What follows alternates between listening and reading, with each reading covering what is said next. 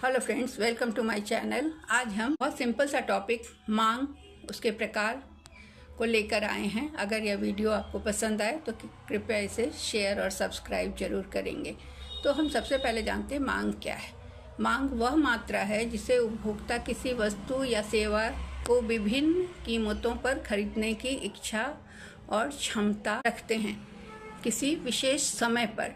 तो मांग, किसी वस्तु की मांग के लिए क्या क्या चीज़ है? इच्छा, क्षमता, परचेजिंग पावर और एक विशिष्ट टाइम, समय सबसे अहम होता है। तो किसी विशेष समय पर किसी वस्तु को विभिन्न कीमतों पर खरीदने की इच्छा या क्षमता को मांग कहते हैं।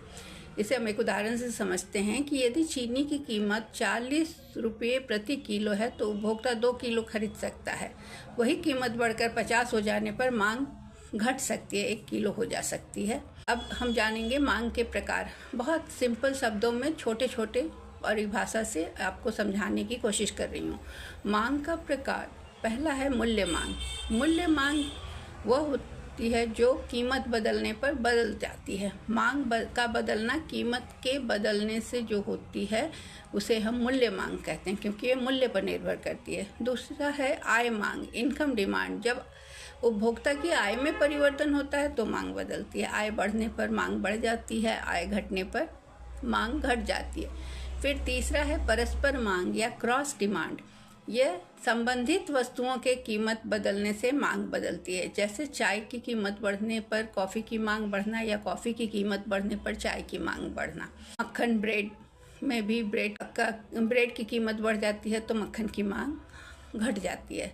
चौथा है सह मांग, ज्वाइंट डिमांड। जो साथ साथ उपयोग में वस्तुएं होती हैं उनकी मांग को हम ज्वाइंट डिमांड कहते हैं। जैसे कार और पेट्रोल, दोनों की मांग साथ साथ होती है। पेन और स्याही। पांचवा है समग्र मांग, जिसे हम कंपोजिट डिमांड कहते हैं।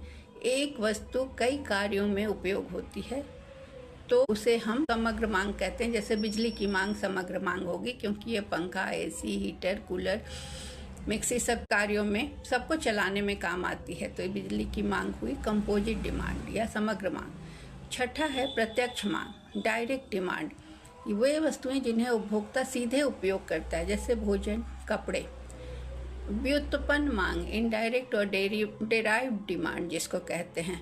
जैसे उत्पादन के कारकों की मांग, श्रम, मशीनें, कच्चा माल। उत्पादन के लिए इनकी आवश्यकता होती है, इसलिए इनकी मांग होती है। तो ये इनडायरेक्ट मांग होती है। अब मांग का नियम हम समझते हैं। मांग का नियम क्या बतलाता है? मांग का नियम कहता है कि यदि किसी वस्तु की कीमत बढ़ती है तो उसकी मांग